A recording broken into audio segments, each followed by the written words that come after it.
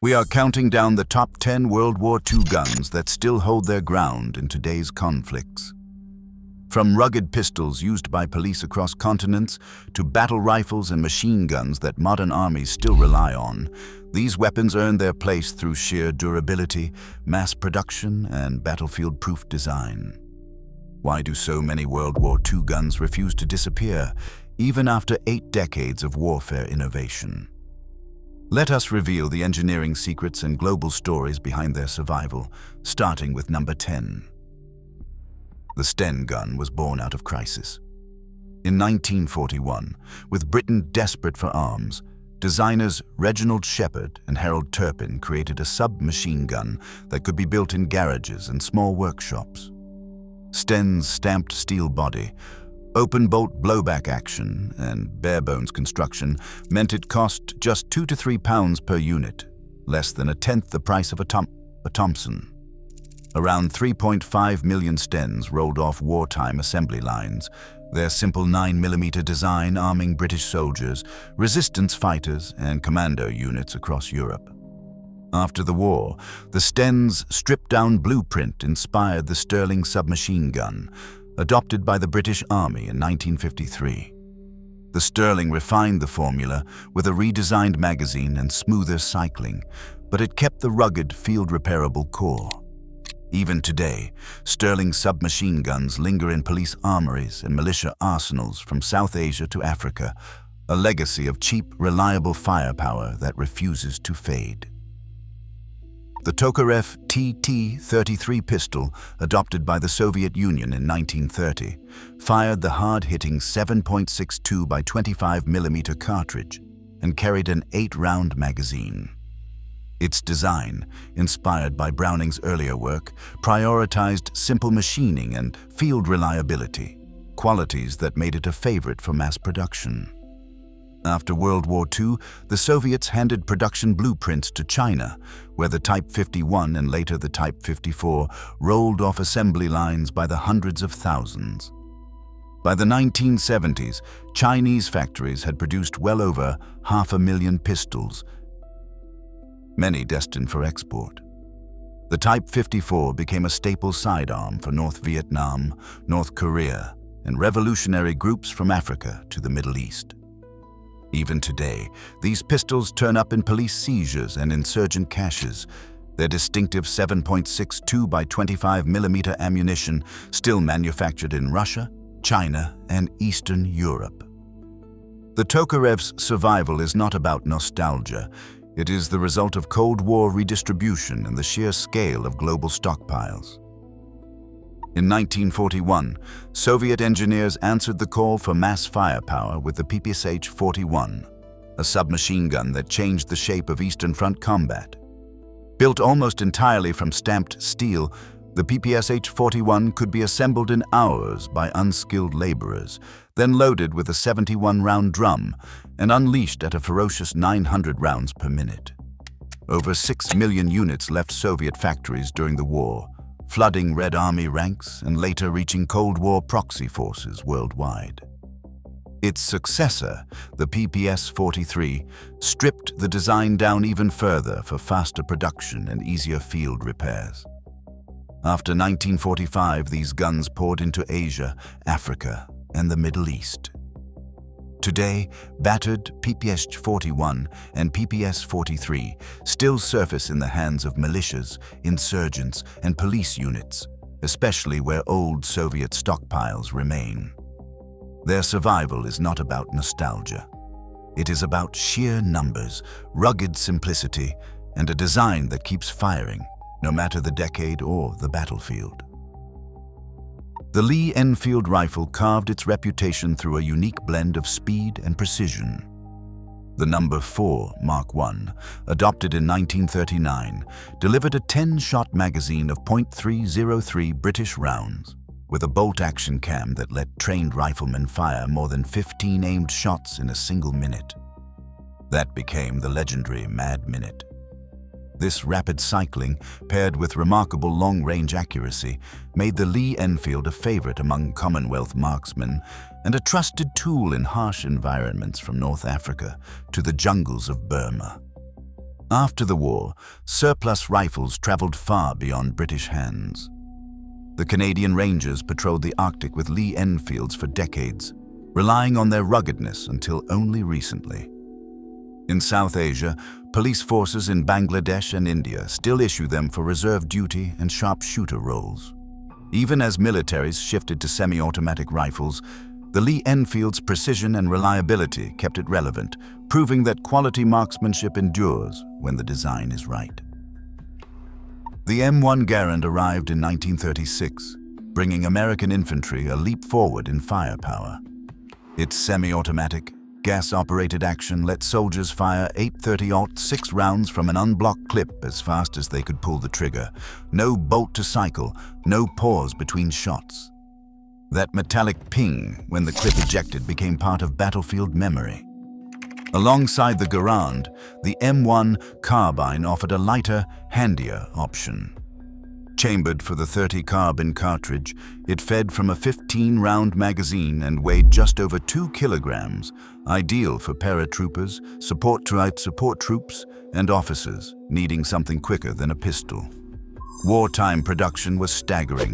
5.4 million Garands and 6 million carbines left American factories. After the war, these rifles didn't fade away. National Guard and reserve units kept them in armories. Ceremonial honor guards still shoulder Garands, and the civilian marksmanship program continues to put both rifles in the hands of new generations.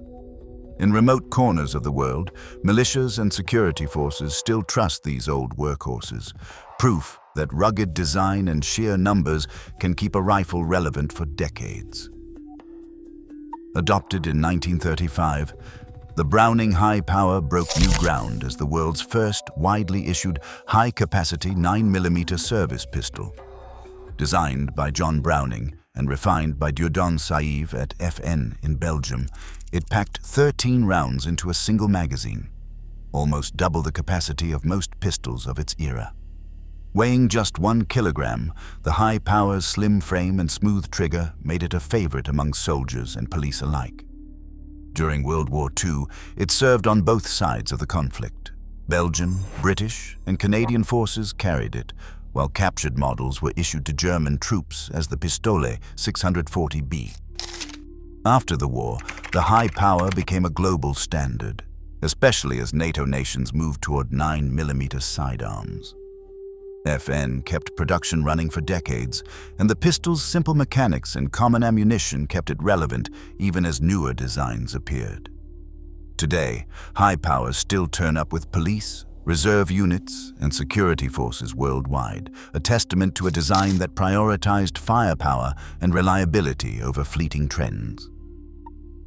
Adopted by the U.S. military in 1911, the M1911 pistol set a new standard for sidearm with its 45 ACP cartridge and short recoil operation.